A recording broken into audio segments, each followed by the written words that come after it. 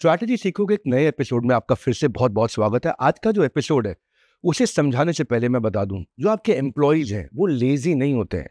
उनको दो चीजों की कमी होती है, एक होता है क्लैरिटी, दूसरा होता है एनर्जी।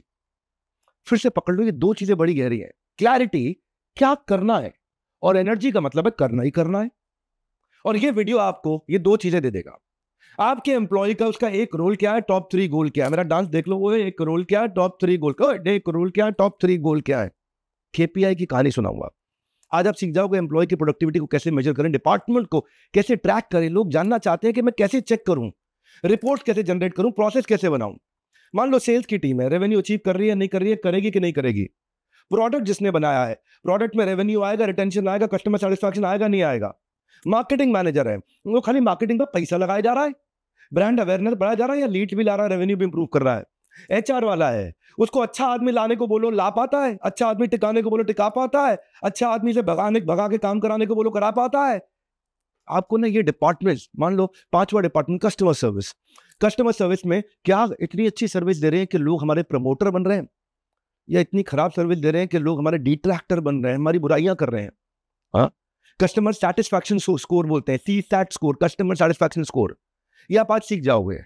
एक होता है क्लैरिटी, दूसरा होता है एनर्जी। ये दो चीजें अगर आपने दे दी ना, क्लैरिटी का मतलब क्या करना एग्जैक्टली, और एनर्जी का मतलब है करना ही करना है। आपको सोशल मीडिया का मैनेजर है, वो एंगेजमेंट सोशल मीडिया पे, रीच सोशल मीडिया पे, लीड जनरेशन बूस्ट कर रहा है नहीं कर रहा। तो मैं Vivek Bindra, founder and CEO badabusiness.com, आज 15वें एपिसोड में आपका स्वागत करता हूं। स्ट्रैटेजी सीखो बाय डॉक्टर विवेक बिंद्रा। एक सेंट्रल मैसेज, एक थीम, एक कहानी। आज की कहानी क्या है? आज की कहानी है KPI की परफॉर्मेंस इंडिकेटर। कैसे आप आपके ग्रोथ का गेम प्लान बनाएं। ये 36 एपिसोड की सीरीज है, आज 15वां एपिसोड है। हर बुधवार, शुक्रवार, इतवार, वेडनेसडे, फ्राइडे, संडे सवेरे 8 बजे। पहले स्ट्रैटेजी सीखो, उसके बाद बिजनेस का फ्यूचर लिखो।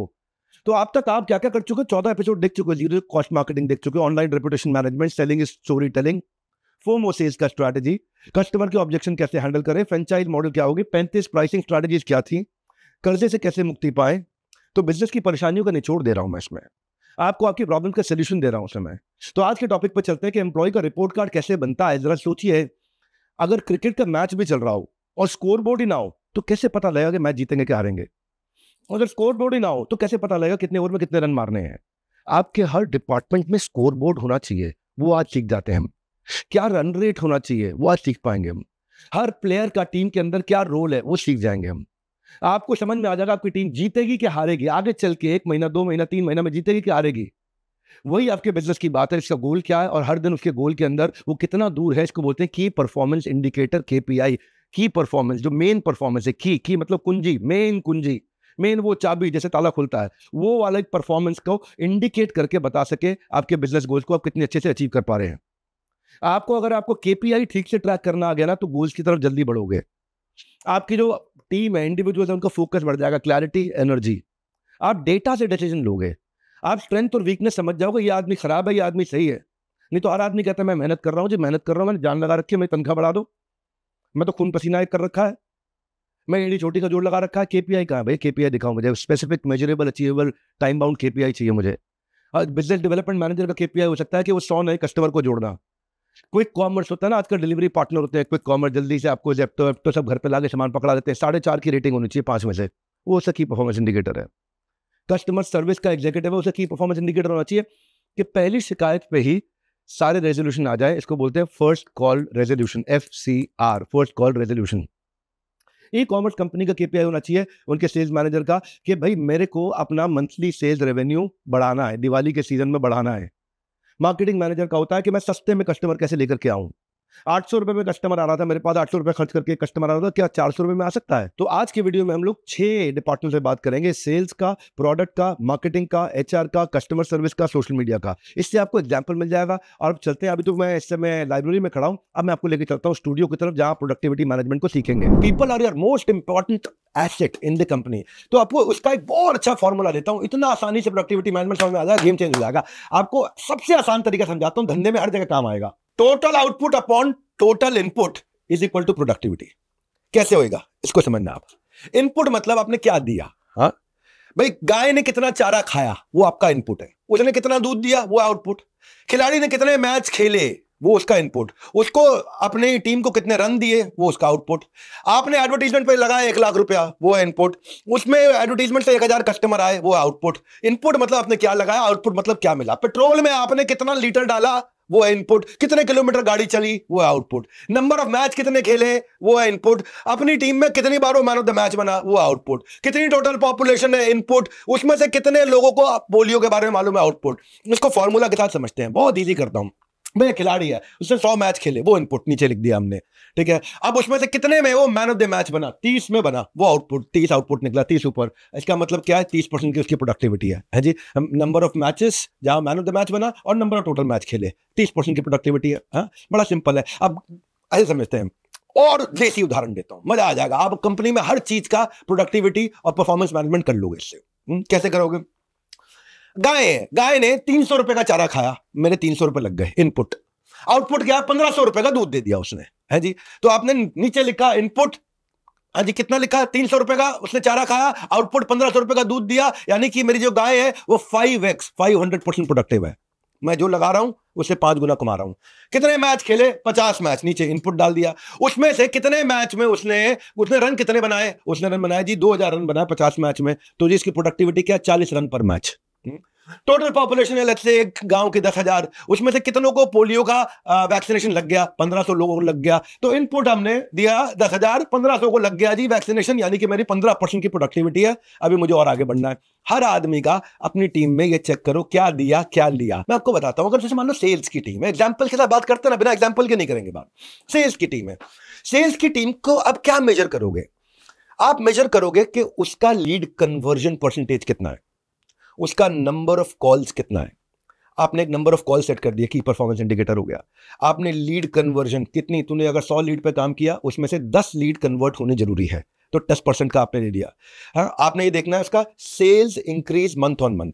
पिछले महीने तुमने 2 लाख की सेल करी, इस महीने तुम्हारा 50% टारगेट बढ़ गया 3 लाख, अब तुम्हारा 50% टारगेट बढ़ गया 4.5 लाख, अब तुम्हारा 50% टारगेट बढ़ गया। तो अब बढ़ा पा रहा नहीं बढ़ा पा रहा है। Sales target versus percentage of achievement.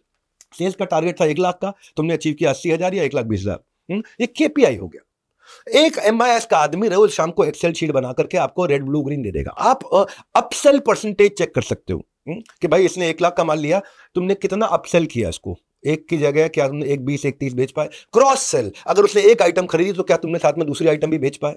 तो क्रॉस सेल परसेंटेज चेक करो। तुमने भाई 100 लोगों को बेचा, 100 में से कितने लोगों को आपने दूसरी चीज भी बेची, तीसरी चीज भी बेची। टोटल पाइपलाइन वैल्यू, यानी कि अभी जो कन्वर्ट होने वाली है उस समय कितनी पाइपलाइन की वैल्यू है। पाइपलाइन मतलब भाई अभी तक बाहर नहीं निकला लेकिन पाइपलाइन के अंदर है।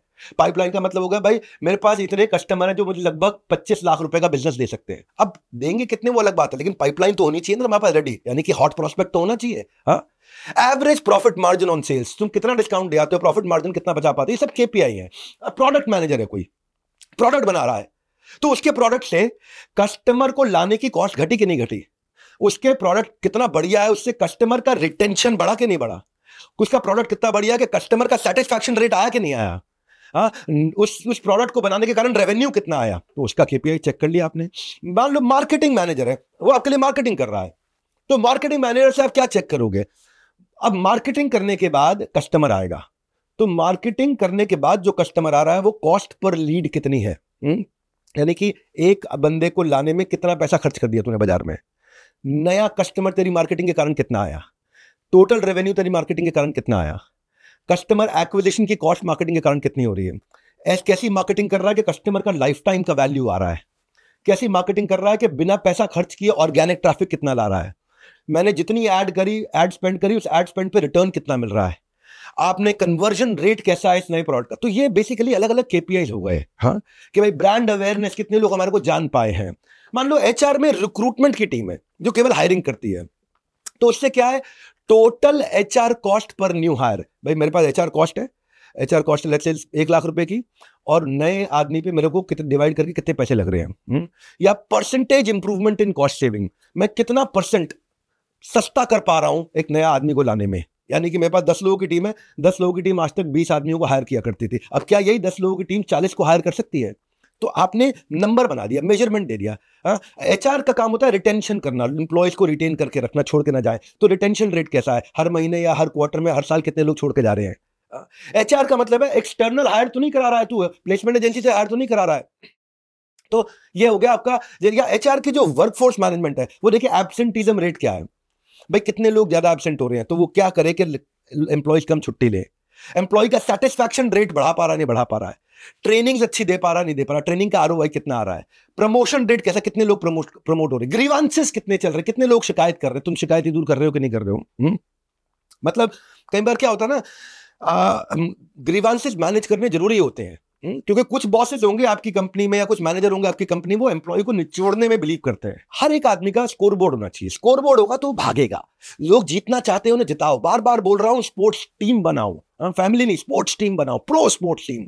अगर कस्टमर सर्विस की टीम है तो वो क्या करेगी, percentage of complaint resolve with in set time.